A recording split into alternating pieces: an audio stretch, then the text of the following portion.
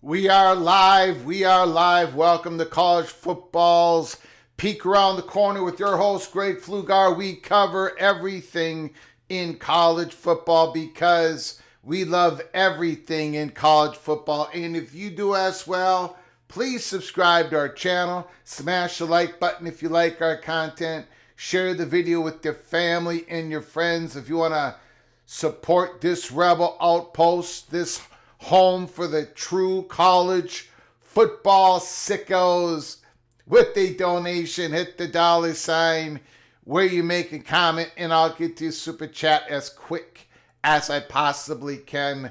Welcome everybody into the studio that sits on the corner, the very corner of Keith Jackson Parkway and Kurt Gowdy Avenue. Do not be afraid.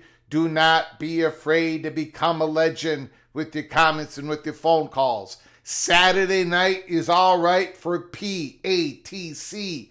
It is July 2nd. We are 3 weeks away from Farmageddon, Iowa State, Kansas State, Dublin, Ireland. We're going to be doing a watch party beginning about 11:30 in the morning Eastern Time, 10:30 Central Time. Watch party, Dublin, Ireland, August 23rd. Speaking of that, speaking of the Big 12, we did we're doing a spotlight on the Kansas Jayhawks. They are going to be under our spotlight tonight, and I don't know, man. Like a lot of people, they're starting to make their official predictions of order of finish in these conferences. And some teams, in my mind, are going up. Some teams are going down. And I got to be honest. The Kansas Jayhawks schedule is very doable. We are going to go over that. Their schedule, especially at the beginning, they've got a chance to get some traction early in the season. But I don't know. I don't know. I don't know. LaShawn Williams, RB2.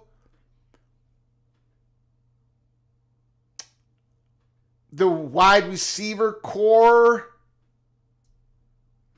Emmanuel Henderson. Now, there are some guys I really love on that team.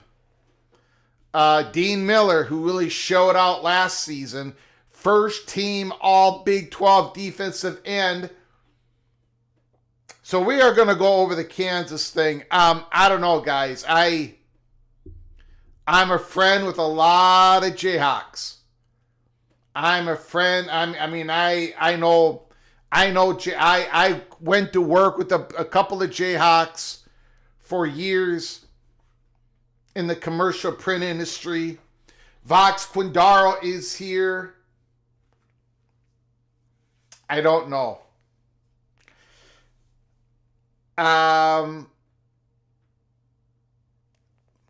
Leipold, great coach. Maybe, just maybe, Kansas can finish top 5, top 6 in the Big 12. But I see a lot of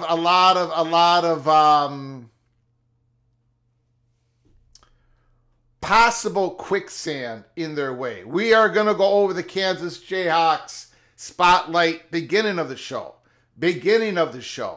Kansas-Missouri game is going to be a huge game. Kansas-West Virginia early in the season for both squads.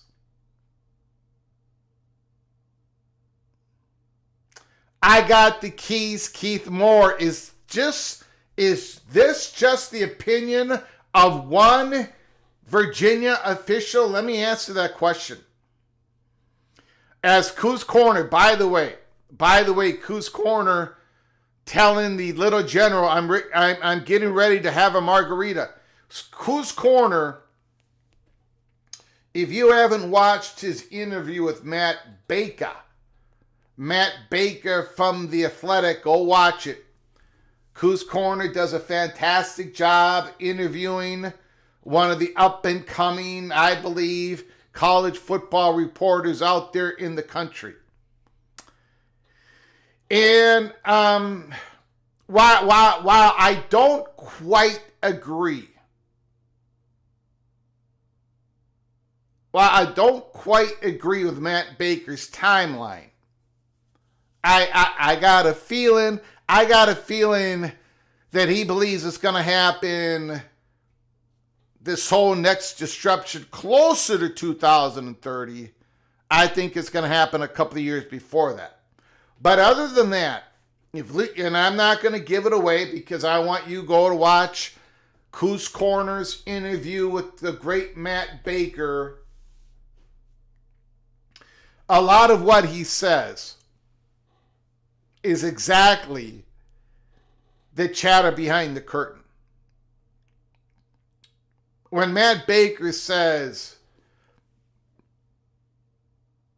and I'm paraphrasing, when Matt Baker tells Coos Corner and everybody listening to him, hold on, there's so many variables out there. There's so many things going on. North Carolina's got to be able to pull it off.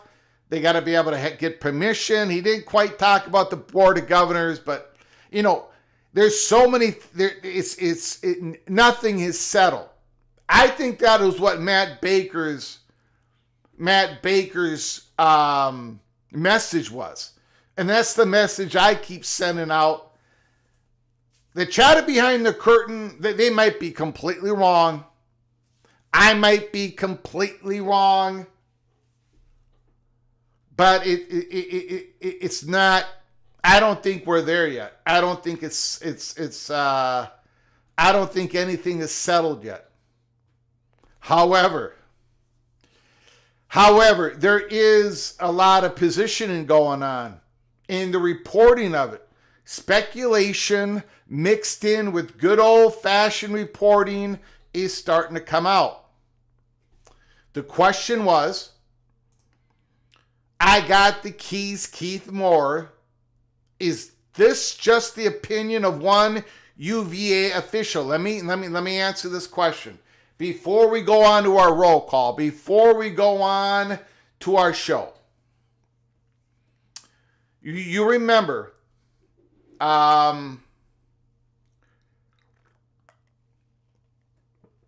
last Monday morning. No. That's incorrect. Last Sunday evening, 6 days ago, we did a live show. In the storm that was heading our way into the studio, we did a live show talking about the Virginia Tech money perch and what they believe. They believe they've got only one shot to get into the P2, and it's not going to the Southeastern Conference. It's actually going to the Big Ten Conference. Within that Virginia Tech Hokie money perch conversation, they had a discussion, information given to them by a UVA official.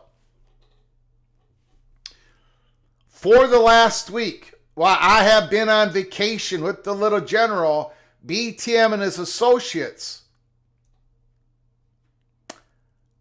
through the generosity and the trust of the Virginia Tech money perch and the relationship between the Virginia Tech money perch and the UVA official, they were able to have a discussion with the UVA official.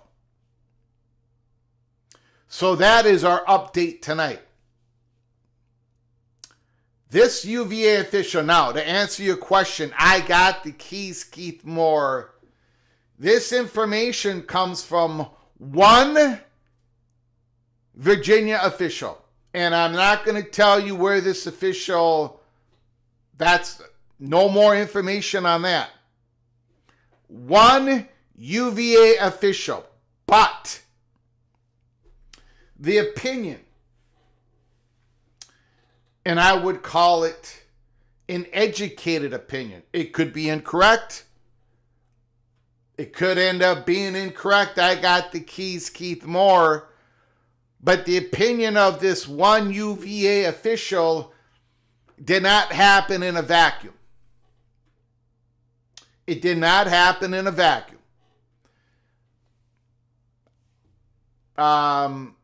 I got a feeling that there are other people that he knows that share the same opinion.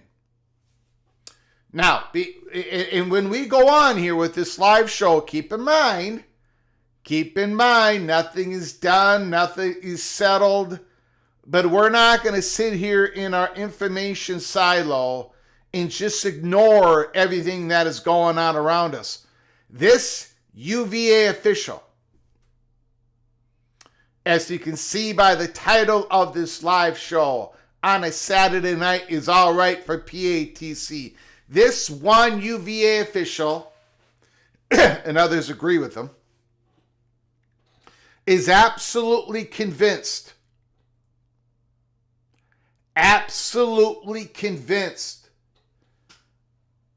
that University of Virginia will not be granted an invitation from the Southeastern Conference. And we're going to go over the reasons why he believes this to be true. And I'll give you a hint. It's not because of the University of North Carolina's Chapel Hill's doing. There are other forces that are in place. And we went back and forth with this official. I didn't, but B. Tim and Associates did. Because there is a lot of evidence that people of Southeastern Conference interest is moving in, putting their people in the right spots. If you look at the Board of Visitors, the board members of the University of Virginia that makes a lot of these big-time decisions when it comes to the president, the interim president, the future president, and most likely have the biggest impact on University of Virginia's conference affiliation in the future. The Board of Visitors are all, not all, but mostly lined up with Southeastern Conference interest at stake. So, what this UVA official believes runs contrary to what we believe at Peek Around the Corner. As you know, I made the prediction, just a prediction, not a report. A prediction that when I made the prediction on April 9th, I said it had a 1% chance of it all end up being correct. Because of what Matt Baker just said on Coos Corner Show and everybody else. You'd be stupid to believe that any of this is really truly settled at this point. A lot of variables. One of them, a major one, is politics.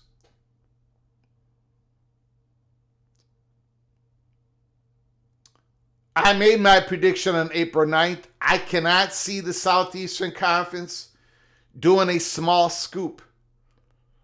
I would be gobsmacked if they did a small scoop. I think they're going 4 schools. I think they're going at 20. I don't think the South, from all the, not all the people.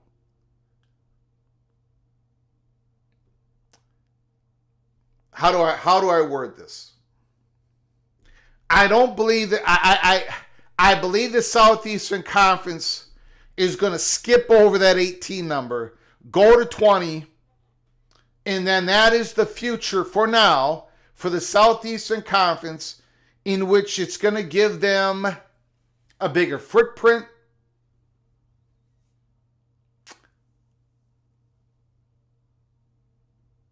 the ability to satisfy customers, a larger consumer base, alumni base, national advertisers base when it comes to direct streaming and with ESPN and possible other international partners.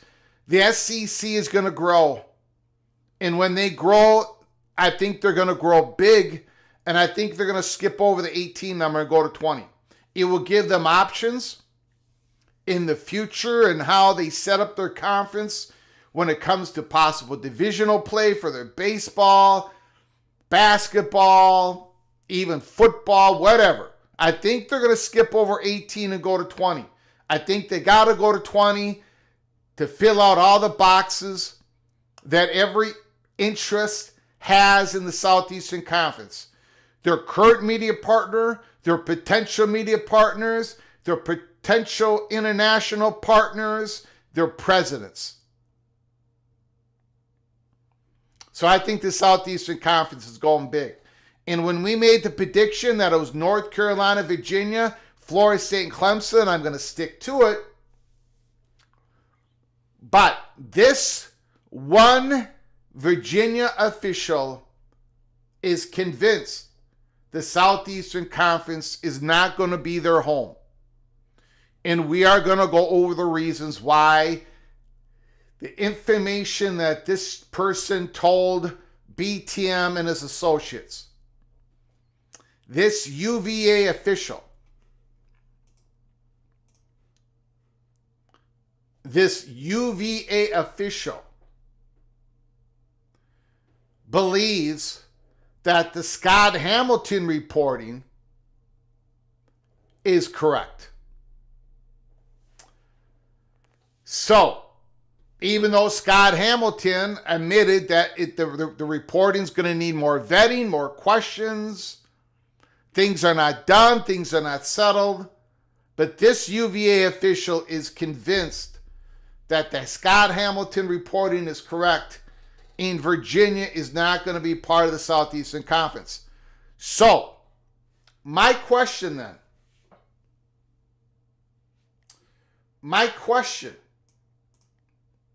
what if,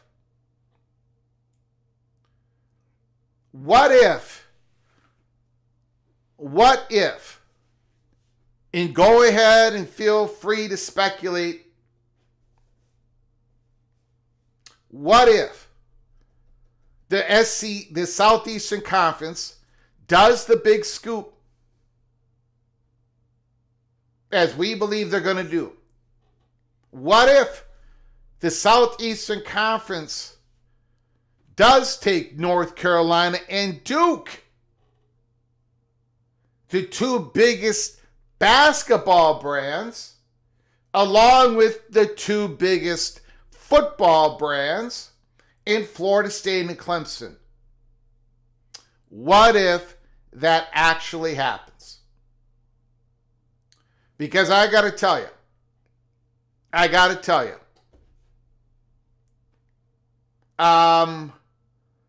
this college football YouTube channel hasn't really spent any time talking about this. About this possibility. We have reported to you all that Duke has been very aggressive.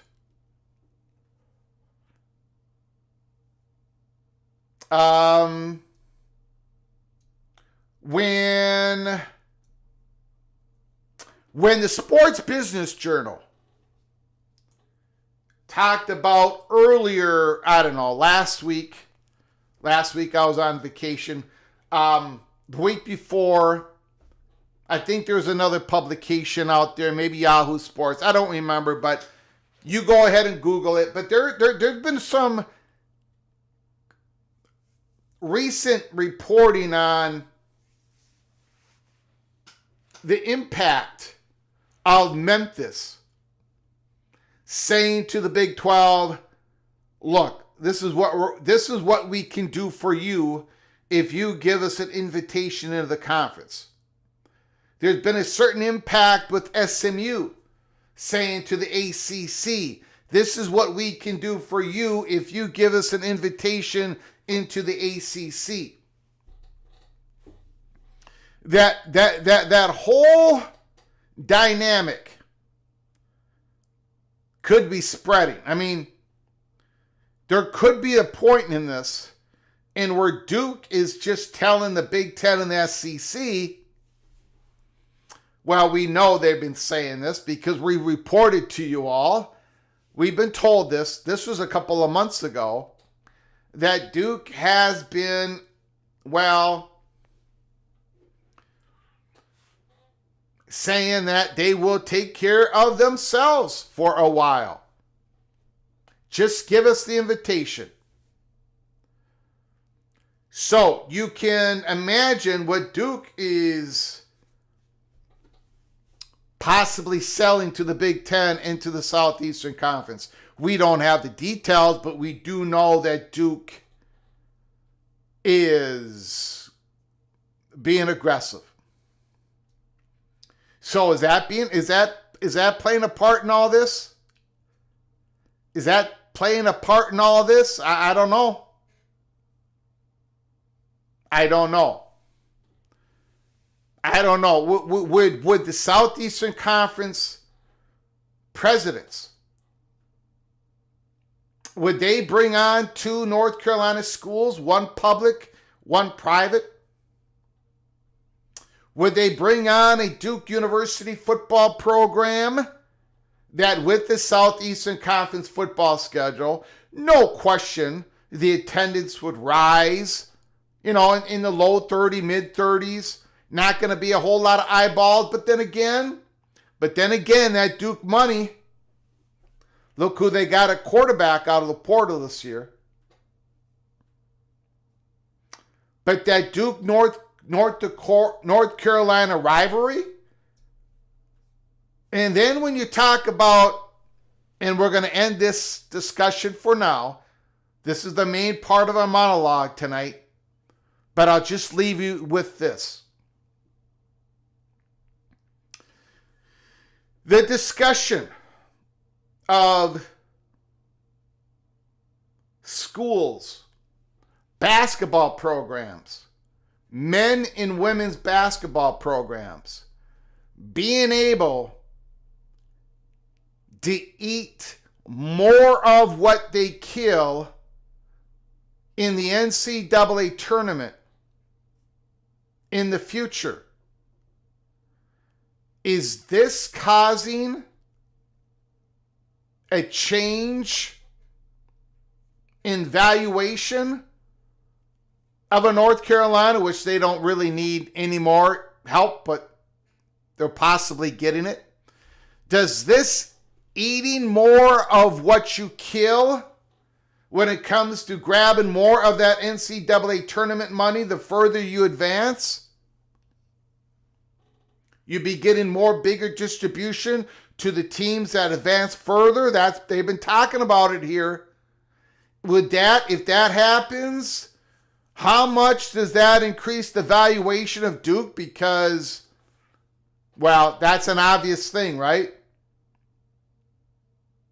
And then you look at, for example, if that happens, if that becomes official, where men's and women's basketball programs eat of more of what they kill during the NCAA tournament, well, if it happens, Brett Yormark has even a bigger, stronger argument about adding UConn, because that money that they give, if they need to, they can spread it out a little bit to the Big 12 schools. More money equals more grease on those moving skids, those pallets that you need to have when you're moving product. If you're moving one university, one athletic program to an upper tier conference, that extra money does, well, it could be the grease. It could be enough grease to skids to get it going. I'm just throwing that out there. So we are going to get back into what the UVA official told my guys this week, BTM and his associates, while I was on vacation. Preston from Greensboro, welcome back from vacation. Thank you so much, Preston from Greensboro, North Carolina. Thank you for the super chat. Thank you for starting us off. I do appreciate it. I appreciate it so very much. Okay, let's get into the roll call. Preston from Greensboro, thank you for starting us off tonight, helping us keep the lights on. Jonathan Price, Big Gun Shop, MBM, Expedition Greg, SCC will not do the big scoop. Kenneth Maynard is in the house. James Davis is here. Don Scruggs, Expedition Greg, yeah. Jim, Northwestern Wildcats. What's going on? P. Lit is in the house. R. Webb is here. Ron Lowney, Oklahoma State Cowboy. Chris G. Anthony Carlson. Jamie Bengals girl. Yeah, look, there is, Greg, from two people I know that's pretty close with the SEC, both have said it's only two schools, and UVA is not on the top of the list to go with UNC. We talked about it yesterday on our live show. There does seem, and I had a discussion about this, there does seem to be this divide between, And I'm not the only one that has noticed this. I had a discussion with somebody who presides behind the curtain, chatted behind the curtain. It does seem to be where if you are closer to the Greg Sankey universe, if you have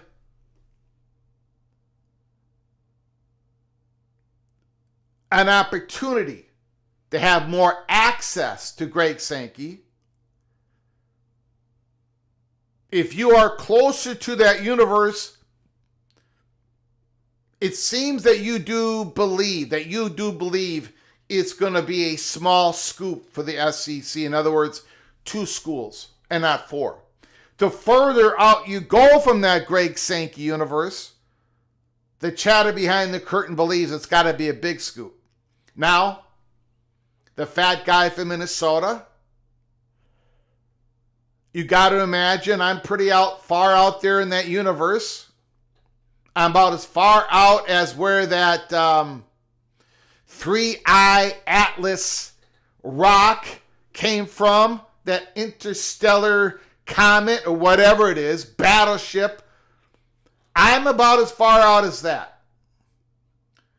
And logically, I cannot, and the people that I talk with, I cannot grasp the ideal of the Southeastern Conference only doing a small scoop. I think they're going to do a big scoop. But Jamie's absolutely correct. A lot of people closer to Sankey believes it's going to be a small scoop.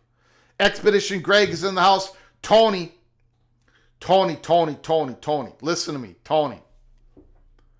Tough Tony. Golden Gopher Tony. Right now, at 6 o'clock this evening, there is going to be a Golden Gopher open practice for the public and the press. 6 o'clock this evening. It's starting in 49 minutes, Tough Tony. 49 minutes. It's going to be at Huntington Bank Stadium. I would have gone. However, I got to do some caretaking tonight. And I've been on vacation, so I can't really ask anybody to come on in and take my spot here. But I do got people that are going to be at practice tonight.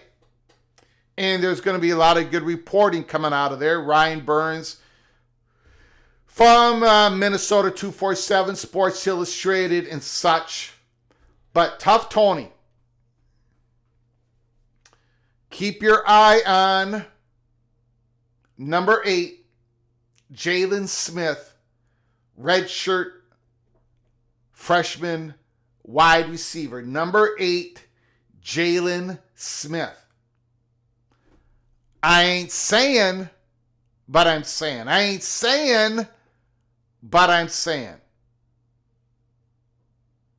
He's given, I should not even say this, but he's given some Rashad Bateman feelings up and down the Minnesota Golden Gopher coaching staff. Jalon Smith, number 8, Tough Tony. Ron Lowney's in the house. Kenneth Maynard is here. Daniel Gorby, Nick Kelso, Derek Marie, and again, of course, Jamie, Bengals, Gal, Girl, Kyle Visser. John Grove is in the house. John Grove, Expansion Crush, the Hoosier. Expansion Crush. Man, I got Indiana knocking on the door. I got them knocking on the door. That Indiana-Illinois game, that is going to decide a lot. The architect, I really have no comment on that Nike hire. Seems like they're making moves. Absolutely, but I got real no comment on it. I'm not going to do any reporting on it, at least not now. I probably should, but we're poking and prodding on the state of Virginia situation. Maybe early next week, I'll get back into Stanford and the new CEO, the CEO guy that they got from Nike. I don't know how many general managers, or they've got a lot of positions at Stanford now. BYU football is in the house. Charlie Davis is here. Vox Quindaro is in the house. My prof. Morris Simmons, Gold Nose 2027. Okay, who else? Karan Shakar is here. They've been Google it. They just someone a couple weeks ago. I can't put an exact date on it, Shakar. Village Idiot. Big Ten already has 18 schools. That's good, Village Idiot. Very good. Jerry's in the house. Rock and Rant is here. Jill is in the house. Sky, Benjamin Griffin, the Big Lubbock. Travis Clemens Smith is in the house.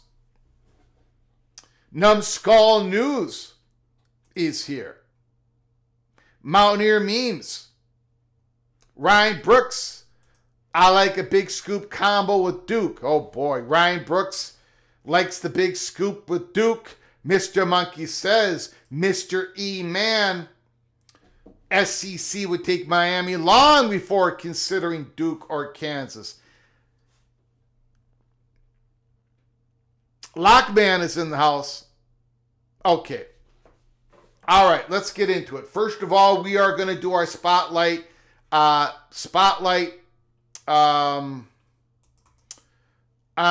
the Kansas Jayhawks. But first, now where is that? Hold on, everybody. Hold on. Jamie's Bengals girl. Unbelievable generosity. Wow. 5 gifted memberships. Edward Kennedy, Trent Brown, Benjamin Griffin, Art Thomas, Andy Day. You were all given a beautiful gifted membership by Jamie Bengals girl, Mrs. Arkansas Razorback, and Memphis Tigers. When you get an opportunity, please say thank you to Jamie for her generosity. Jamie, thank you so very much. One of the original PATC family members, Jamie and Mary, thank you guys. I appreciate all your support, all your humor, your friendship, and all the information that you send to me on DM, keeping your head on a swivel. Jamie and Mary are keeping their head on a swivel. All of you are knighted officially.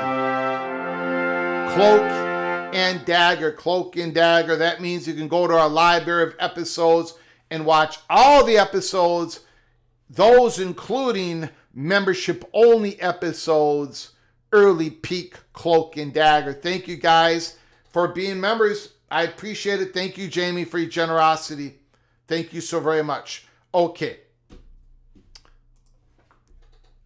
She is. Okay. Before we get back into the Virginia conversation, and I'm talking about the state of Virginia conversation, we are going to go into the spotlight of the Kansas Jayhawks. Now,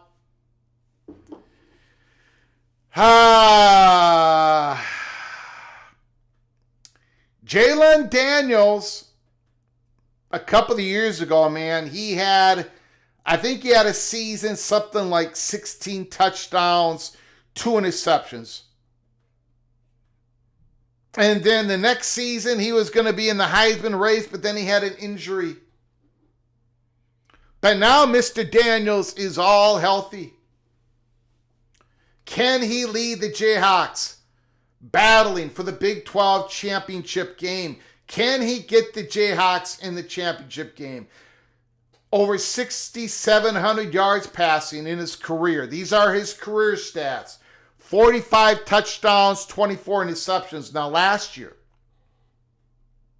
Jalon Daniels had 14 touchdowns, 12 interceptions. He's got to get back to where he was 3 years ago. He's got to get back to where he was 3 years ago.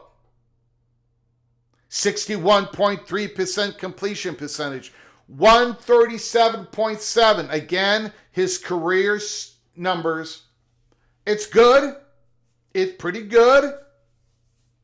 Pretty good. Not great, but pretty good. Over 1,000 yards, career rushing yards, 3.4 yards per average. Again, a sack goes against the rushing yards. 19 rushing TDs.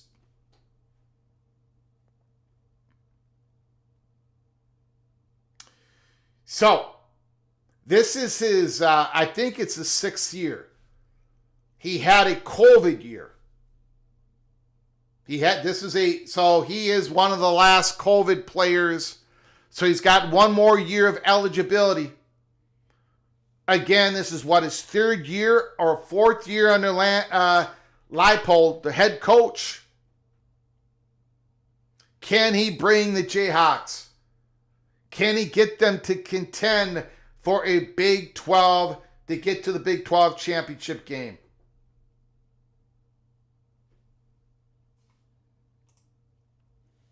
Daniel Hisha, over 376 yards rushing, 5.8 average per rush last year, 3 rushing touchdowns, 3 receptions, but he's finally going to be RB1 at Kansas. Every single year, he's got a really good yards per average per rush, way above 5 yards per rush over the last 3 years. When he gets the rock, he produces. What, Devin Neal's not there anymore in Lawrence. So this is the guy, he's got to stay healthy, yes. Again, he's got to stay healthy. Then the quarterback has to stay healthy. But he should be RB1, correct? Because really, LaShawn Williams, the transfer from Iowa, is not an RB1 running back. I've watched LaShawn Williams. He's a good short yardage short yardage running back, but he ain't going to take you to the house. He's not an RB1 guy. He's had his own injury issues. Over 1,300 yards receiving, 4.3 average per rush, 3 rushing touchdowns, 27 receptions. He's very good out of the backfield. Now, I don't know, guys. What is the word? What is the word? Vox Quindaro. Anybody else that wants to talk about it? What is the word on Emmanuel Henderson from Alabama? He was at Alabama, 3 years. Receiver, he was a secondary guy.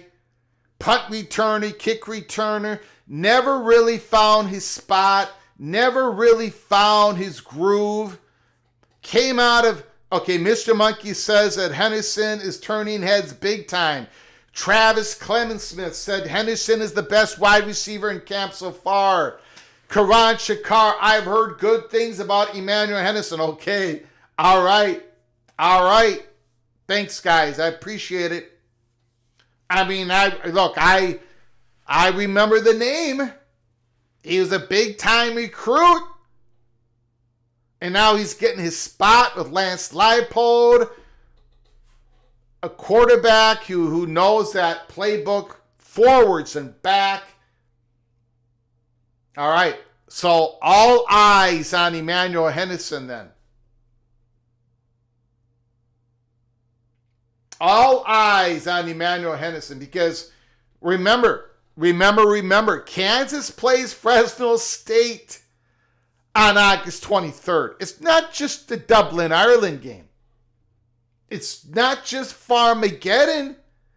It's Fresno State versus Kansas. And that line, if I remember correctly, the Jayhawks are favored by 13.5 points. 13.5 points. Greg the Gold has got to get this game correct. It's the new stadium debut. Absolutely, Travis. Absolutely. KU can digitally, Mr. Monkey says, KU can digitally record miles per hour at practice. Henderson is the first player to run faster than Bean did. Bean was a high school track star. Well, this is why I'm highlighting him, because I think this is, this has got to be the straw that stirs the drink. Now on defense, I've talked about him. When we went through the all Big 12, first team all Big 12 defense offense, like we did with the SEC and the Big 10 and the ACC, we talked about Dean Miller at that point. Okay, we talked about Dean Miller at that point. Another senior, another guy who's played a lot of football.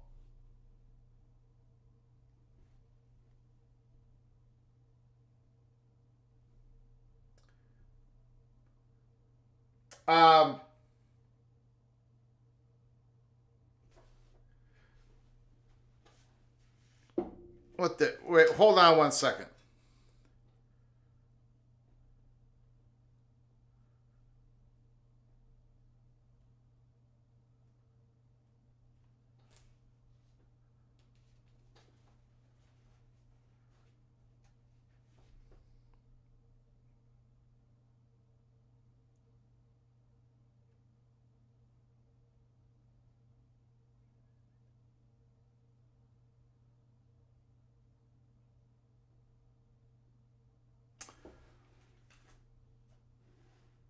Okay, sorry about that. Just got a text message. I'm good to go. I'm good to go. Dean Miller, great football player for Kansas. 22 solo tackles, 32 combination tackles, 10 tackle for losses, 6 sacks. Very important play for the Kansas Jayhawks defense. Now let's take a look at the Kansas football schedule. Again, August 23rd, at home, the new stadium. And today on X, people had a video of the stadium. They were putting the camera around. You could see the blue seats.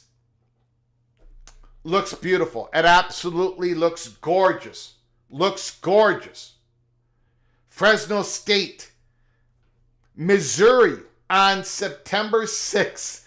At Mizzou, and then the Kansas Jayhawks, at home against West Virginia, at home against Cincinnati, at UCF.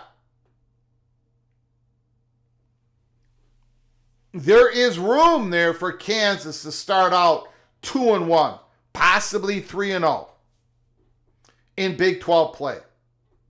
And then they go on the road to Lubbock at Texas Tech.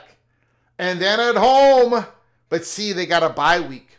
They got a bye week before they play Texas, in between Texas Tech and Kansas State.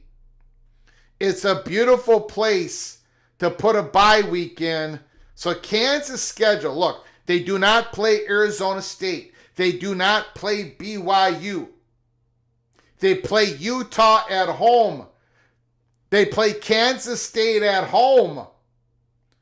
You're not going to get many better schedules than this.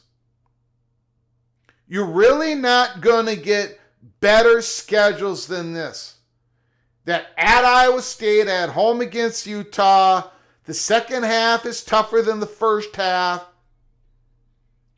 But you're really not going to get a better schedule than what the Kansas Jayhawks got.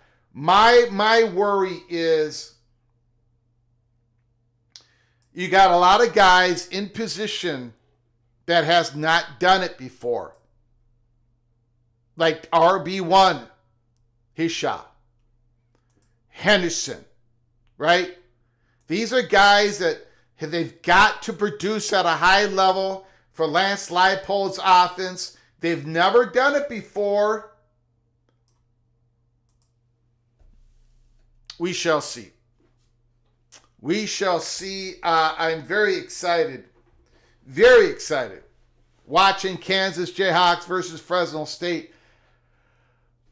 I'm going to try to do the watch party for Fresno State and Kansas. We are doing the Iowa State, Kansas State one. I'm going to try. If the schedule works, we are going to be doing a watch party for the Kansas Fresno State game as well. And if the closer we get to that game, then I'll make a decision if I'm going to do a spotlight on the Fresno State Bulldogs. Mr. Monkey says Kansas has a deep running back room.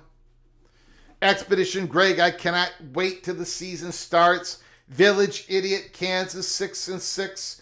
Ryan Brooks, Kansas 8-4, 9-3. Yes, Northwestern is spending a lot of money. Is it up to $1 billion yet, $900 million, or is it still below $900 million? They're going to have a beautiful football stadium. They've got a beautiful football facility. No question about it. Okay. So let's get into it. Again, I'm so thankful that we got over 160 people watching us live on a Saturday night when we haven't even begun college football on Saturday nights. This is usually the dead zone when it comes to college football YouTube channels during the off season. Don't do a live show, they tell me, on Saturday night. But here we are. We're talking football, talking Kansas Jayhawks, and now let's talk Virginia. Let's talk Virginia. The reason why I'm asking this question tonight, what if? What if the Southeastern Conference does a big scoop? What if it's North Carolina, Duke, Florida State, and Clemson?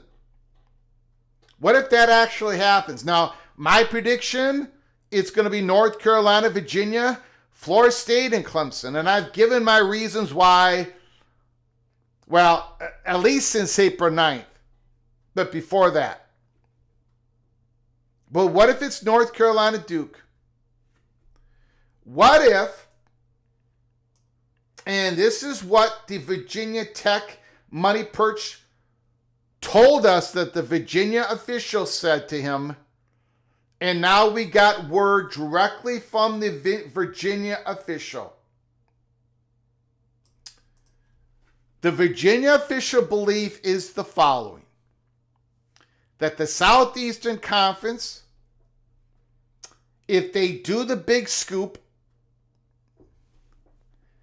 is going to go with the biggest brands.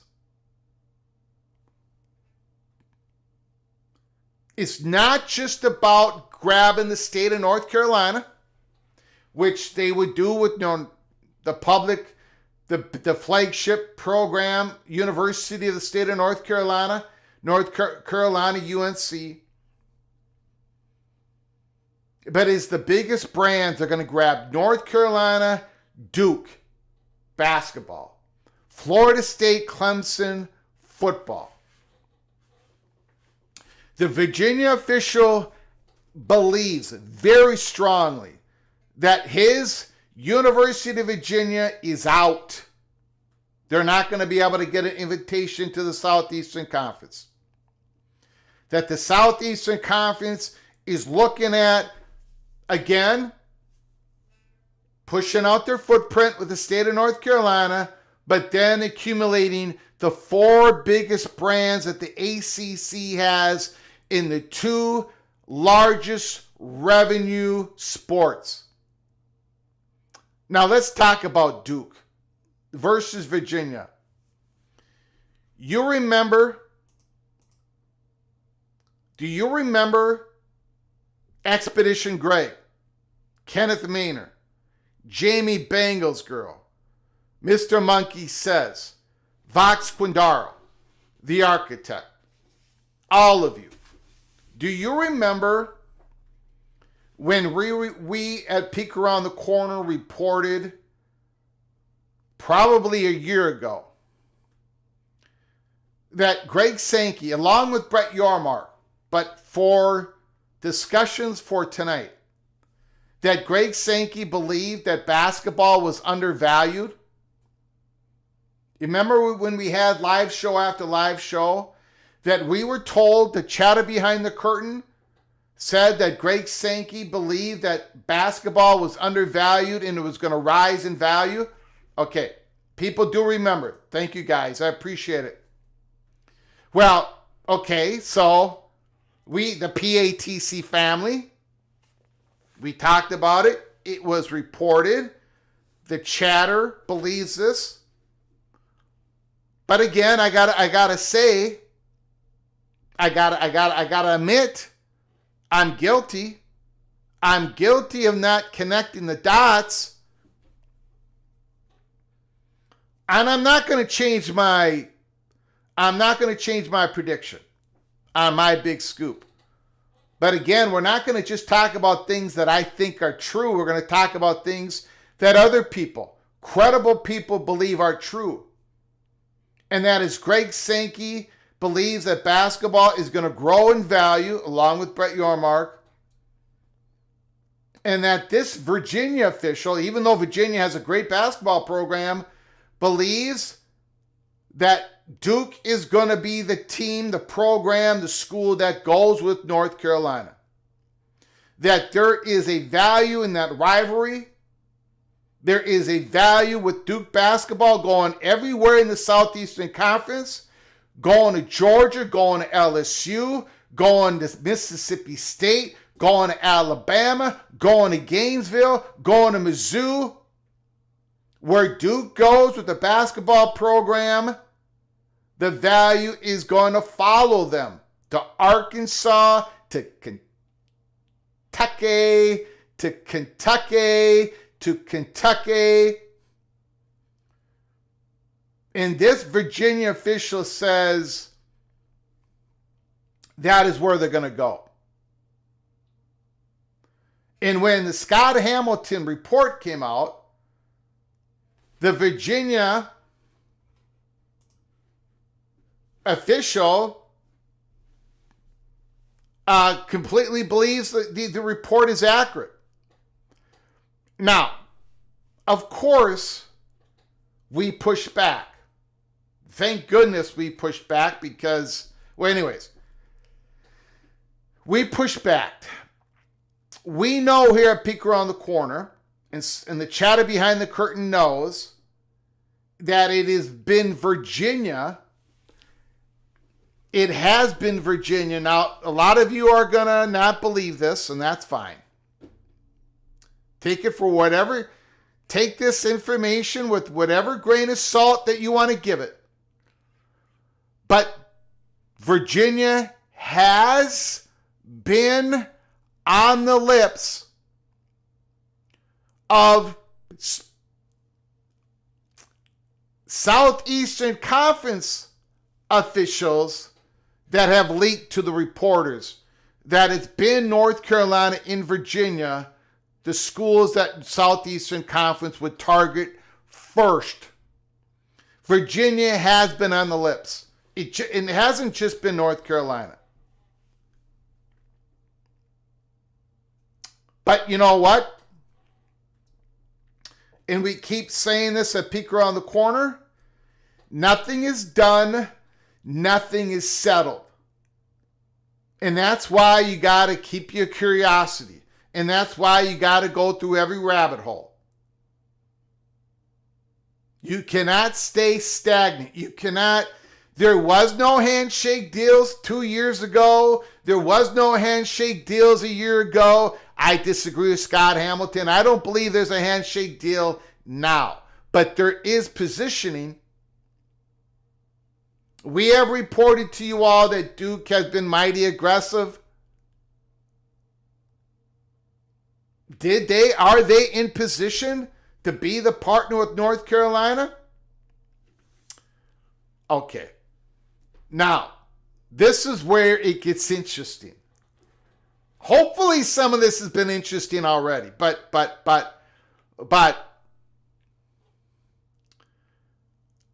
I'm a little bit of afraid to talk about it. But I don't just come on here and talk. I get the okay to talk. What I talk about, we're good. And I make sure that we're good because I want to be able to harvest this field again. Whatever information this Virginia official has, we want to be able to go ask him a question. If he wants to talk to us, good. If we want to talk to him and he wants to respond to us, good. I do not want to burn down the building. I do not want to burn him. I do not want to burn anything. So I'm going to go ahead and we're going to talk about something here that is in connection with something else that we've been talking about. And we'll get to it in a second. Kenneth Maynard, thank you so much for your generosity once again. Thank you for all the support you have given us here at Peek Around the Corner.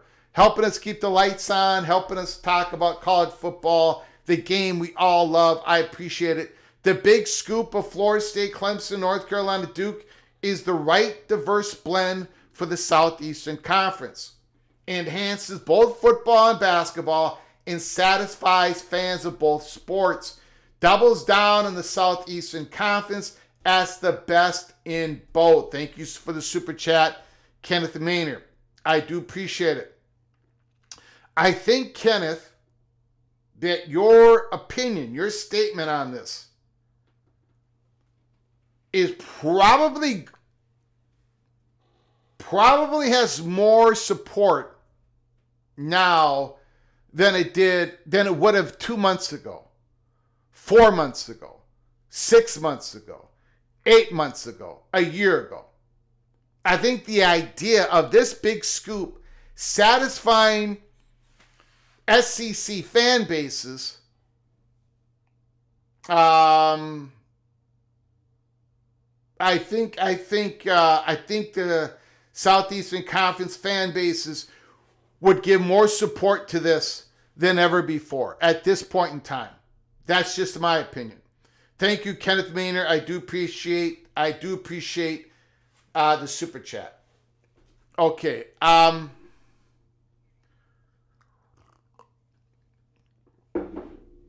Okay. So what happened was,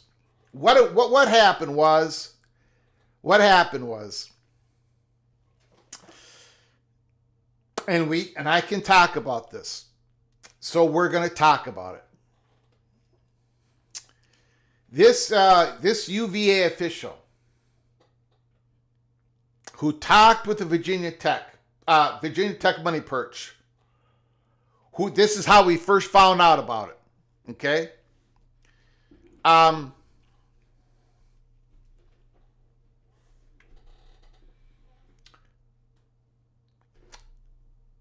we'll go back and talk about the Virginia Tech money perch guy later on, okay? We're not done yet here. This UVA official talked about the importance, and I'm 99.99, I'm 100% sure. Oh, let's say 99.99 that this guy doesn't know me. He's never watched my program. He doesn't know who the hell I am. I wasn't part of the discussion. I wasn't even in the email train. So, but this UVA official talked like the chatter behind the curtain. He talked like the fat guy from Minnesota when he talked about the importance of these conferences going into international markets. But this guy went into way more detail than I could have ever gone into because, first of all, I'm a moron. Second of all, I'm a poor moron. Third of all, I'm lucky to have 2 quarters scratching together in my front pocket. This guy, and I'm not going to read the stuff he said because that might endanger him. But He talked about, so I'm gonna talk about it in very general terms. But he's talking like, he's given examples of, he talked about the moment the Southeastern Conference and the Big Ten and whatever conference follows up, but he's mostly talking about the Southeastern Conference in this aspect. The moment they get a partner, he didn't use the word partner, whatever, but the moment they get their foot into international market, like when they strike some sort of deal with somebody on some level to say, hey, we are not going to just do Netflix, we're going to do one game a year in Europe or whatever the Southeastern Conference decides to do internationally. He says that their valuation is going to skyrocket. Like it will happen immediately. That whoever it's again, there was a bunch of emails, and he talked about it in a language that I did not fully understand, but I'm smart enough to understand this. It's not a buyer's market, it's a seller's market. In other words, the reason why the Southeastern Conference doesn't have the reason why they've talked to Goldman Sachs and Greg Sankey says we haven't found a deal that is good for us, it's not because there hasn't been people interested or good deals. It's because there are so many people with good deals. The Southeastern Conference has the advantage, and so does the Big Ten. Like, the Southeastern Conference knows when it strikes a deal with somebody, that somebody is going to promise all this type of sponsorship money, and we've talked about this before, to where it's gonna, the money that's basically guaranteed is going to pay off what you need to do to this third party. It's not going to be as risky as people think, according to this UVA official. Hold on a second. I think I have. Okay. I don't even remember when this. I don't remember when this. We're not talking just media contract, guys. I don't remember when this was posted. I don't know who this Jason Belzer is. I remember talking about just a few minutes, months and months ago. Last year, conference realignment has made it evident that the SEC and the Big Ten, excuse me, are head and shoulders above the rest of college sports leagues. Schools in the ACC and the Big 12 must find ways of closing the revenue gap or face an uncertain future as landscape continues to shift. These are the valuations. Now, nowhere did he say in these emails that the total conference value was $13.3 billion. Okay? Nowhere did he say that. What he did say, once the SEC lands a partner, I think he said lands a bridge and starts growing that international market, the valuation of that conference is going to grow to the point where, given 5 or 10% of your equity to that big private equity firm or that big public streaming partner or whoever that is, that still is good. The Southeastern Conference is going to make out like bandits. And they know it. If you look at the $13.3 billion valuation for the conference of the SEC. $13.2 billion for the Big Ten. He did not use those numbers. But he gave an illustration in an email in which you go look at the demographics. Go look at the demographics. Go look at the viewership of NBA live content. Their basketball games. Their basketball games. It's not as big as college football, but because the National Basketball Association has their foot in the door of international markets, and they do get all this revenue flowing in, and it's going to get bigger and bigger. And by the way, did you see the reports that the NBA is going to have a European league? The NBA valuation is so much bigger than the Southeastern Conference and the Big Ten Conference combined. It's because they've got a tap into the international markets. The money's flowing in, and that flow is only going to get bigger, just like what happened in the NFL. Okay. So,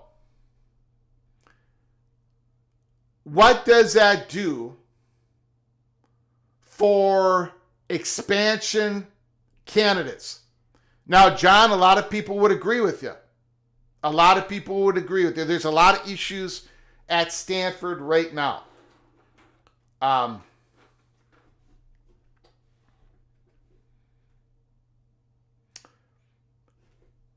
So the Virginia official goes on a big spree about all this. The Southeastern Conference in the next decade, 10 years from now, the Southeastern Conference is going to have international markets. That money is going to be flowing in to these SEC institutions. So what is the best choice for the Southeastern Conference for their expansion candidates when you're thinking about that? We have talked about that before. And I got to tell you, I said North Carolina, Virginia would help in that aspect. But this gentleman says it's Duke. It's Duke in North Carolina. That is what's going to give the Southeastern Conference the biggest boost. The biggest brands are important in this world of getting into the international markets. The international basketball players want to play for Duke if they can get into play for Duke. The sponsorship money that would come. Clemson, Florida State, Duke, and North Carolina is what this Virginia official believes is going to happen. And the details were impressive. He's not happy about it. He might not be accurate.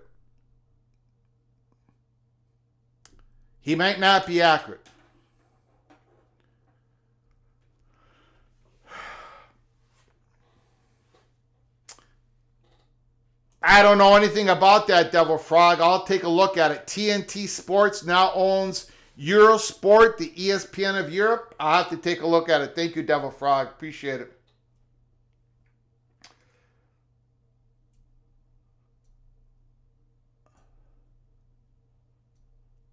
I don't think the NBA is failing, so I don't know about that. The WNBA is just about to have a franchise was just sold for over $300 million. Anyways, I don't want to go down that rabbit hole. The Connecticut Sun to the Boston Celtics ownership. Yes, BYU does have a global fan base. And yes, one of the many reasons why BYU is an economically healthy university. Absolutely. So, the question is, after saying all of that, what if? What if, and I'm going to steal this from Kenneth Maynor, what if the big scoop includes the state of North Carolina double scoop? What if the big scoop is the double scoop in North Carolina, double scoop in the state of Florida, double scoop in the state of South Carolina, because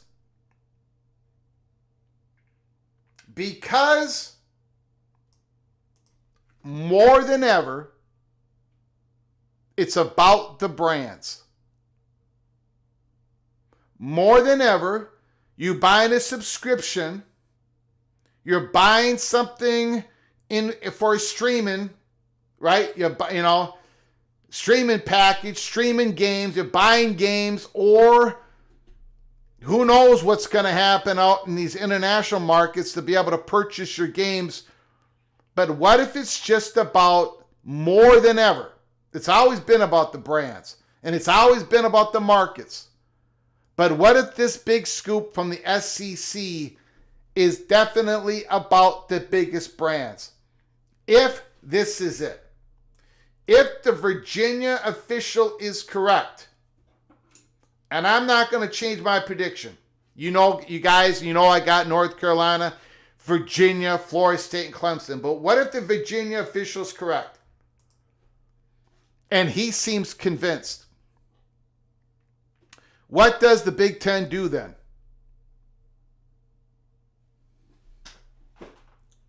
What does the Big Ten do at that point? Well, again, if that would happen, that would make my thought process, it would complicate things for me.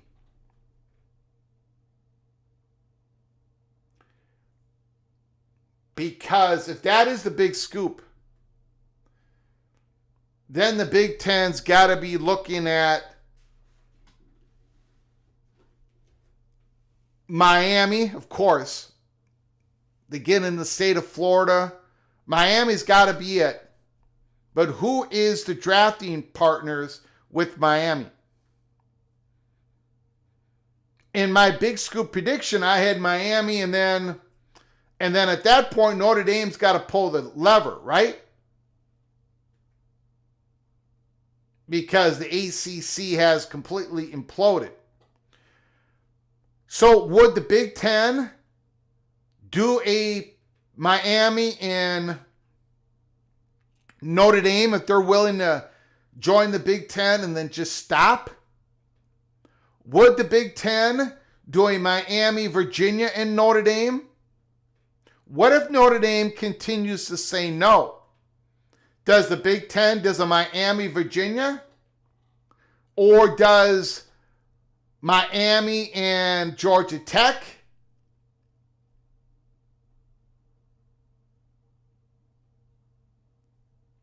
The Virginia aspect to this really complicates it, in my opinion, for the Big Ten. There really is no rivalry between Miami and Virginia. You cannot sell that as a rivalry game. There is no real,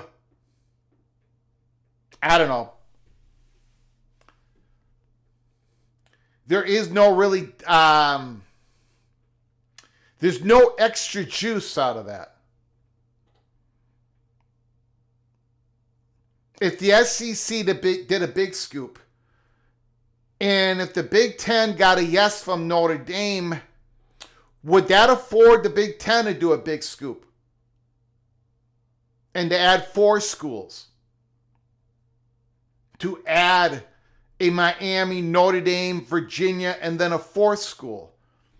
And that is exactly what the Virginia Tech Money Perch hoped would happen, as he told us, as we reported on last Sunday evening live show. College football, peek around the corner. We did a live show Sunday that started all of this. The Virginia Tech Hokie, talking to this Virginia official, believes that this is the one shot, a miracle shot, the only shot that Virginia Tech has is actually not to go to the Southeastern Conference, but to go to the Big Ten as part of a Big Ten big scoop of a Notre Dame, Miami, Virginia, and Virginia Tech. Is that a possibility? I really don't think so. I don't think so. But put down your comments. Let me know on a phone call. What if? Greg, did you confirm Stanford had been ruled out for the Big Ten? Thank you, Helmer Henderson, for the super chat. No. That is the University of Virginia official believes that Stanford is not a candidate for the Big Ten. That's his opinion. And that was first told to us by the Virginia Tech Money Perch, because they had these discussions. No, that is not my opinion. I got Stanford sitting in the second row with Duke and Georgia Tech for the Big Ten, but in Miami, obviously in the first row. But that is what Virginia believes. They believe they can become the Stanford selection in the Southeastern Conference for the Big Ten. In the Virginia official told the Virginia Tech Money Perch, the Virginia official talked about it in the email in this last week while I was on vacation with the B. Tim and Associates, that Stanford, that the Big Ten network is all on basic coverage all through Northern California, that they got way more juice out of UCLA and USC editions, and the Oregon-Washington edition helped also in the state of California. They got way more economic juice out of that than they thought they were going to get. So the addition of a Stanford in California, Berkeley in Northern California would not produce the the extra money when it comes to the Big Ten network and other things. So this is Virginia's. It's obvious that this Virginia official has had a lot of discussions about all this stuff. And he believes that Virginia is out. And their shot is to get into the Big Ten. So this show is about what if he's correct. But no, I'm not ruling out Stanford. But the Virginia official did. What if North Carolina, Duke, Florida State, and Clemson? What if that actually happens? We are going to get to your phone calls right now. Let me make sure I got everybody's generous super chats here. Thank you, Helmer Henderson. Thank you so very much. No, I did not confirm that. That's a UVA Virginia official. You're busy, busy, busy. Thank you, Ricky Tungate, for your generosity, your super chat. Thank you so very much. Kenneth Maynard, Jamie Bengals girl, Preston from Greensboro. Let's get to your phone calls. Let's get to your phone calls. Talk about the Kansas Jayhawks. 763-260-1333. We did a spotlight on the Kansas Jayhawks. Give us a call. You can talk about anything in college football that you desire. Are you mad at me that I talked about how ESPN buried the Big 12 once again? And I defended the Big 12? And yet I'm the bad guy? Give me a call. Call from Rick. Rick, you're on the line. The floor is yours. Thanks for calling, sir. I appreciate it. Well, thank you. Good to have you back from vacation. Yep, it's the vacation was outstanding, but I'm glad to be back. Hope your batteries are charged. Yes. I'm always stuck on this this Big Ten perception, or the inactivity of the Big Ten to be proactive. Would you say right now that North Carolina to the SEC is 85-15? 80-20? Yeah, sure, 80-20. Yep. I'll go with that. 80-20 is good. Yeah, and I think it's been that way for quite a while, a couple years. So it has not moved. Yeah. Okay, that's another thing. It appears like it had moved a little bit from all of this talk, from handshakes with the SEC and all of that. But okay, so it's still at 80-20. Yeah. The thing that's holding it up is still mostly North Carolina politics. I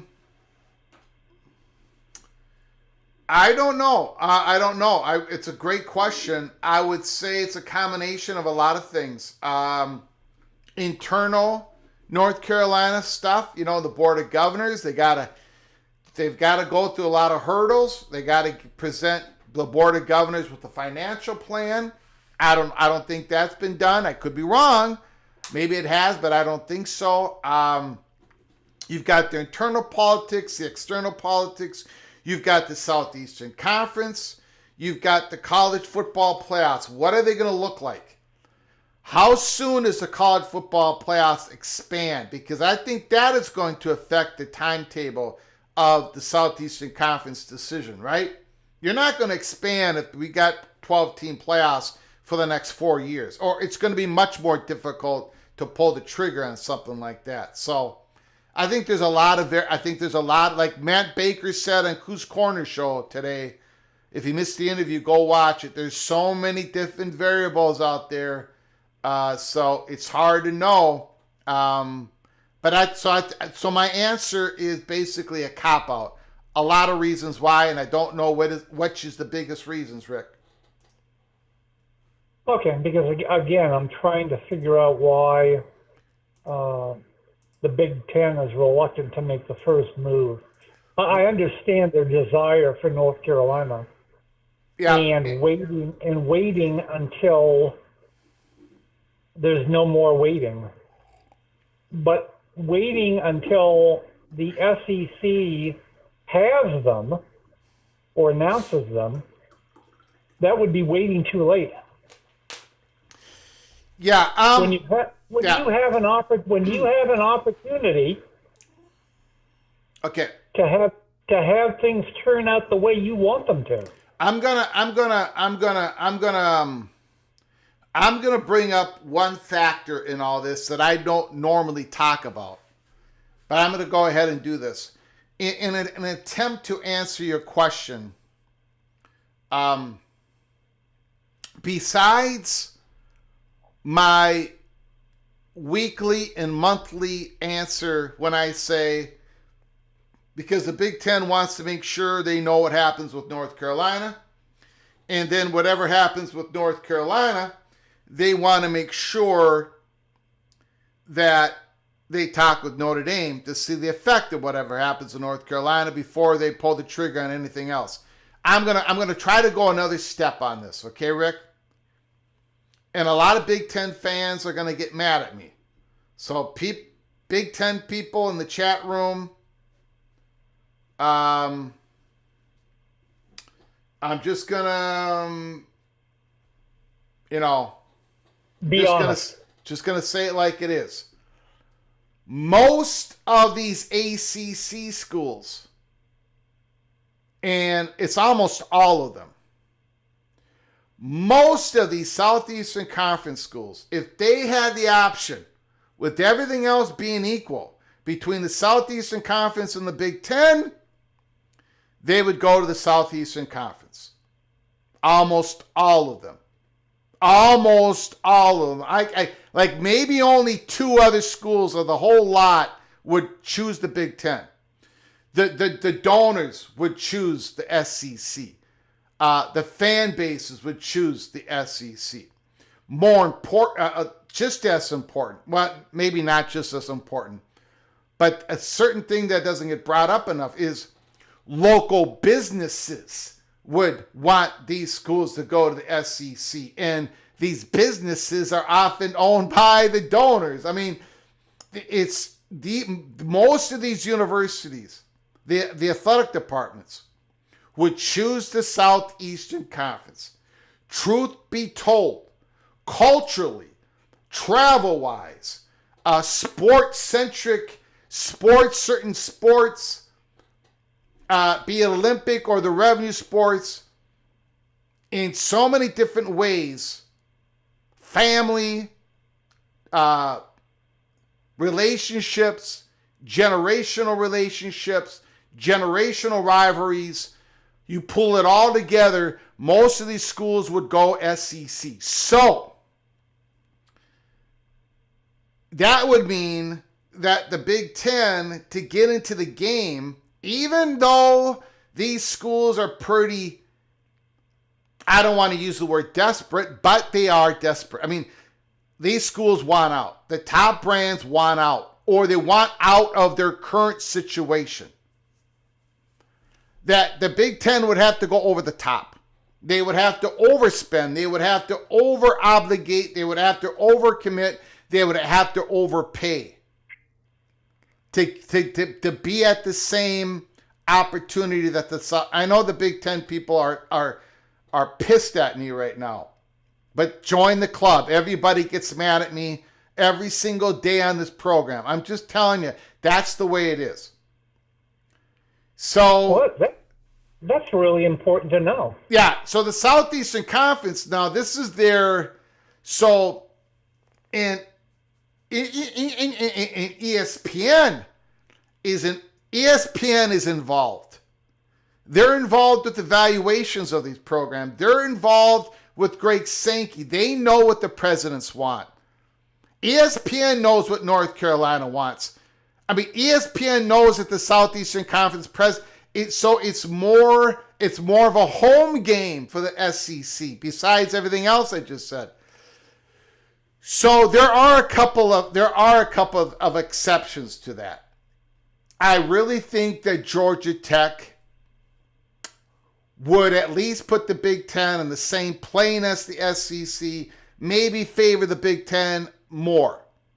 And I would argue that Miami is also in the same boat.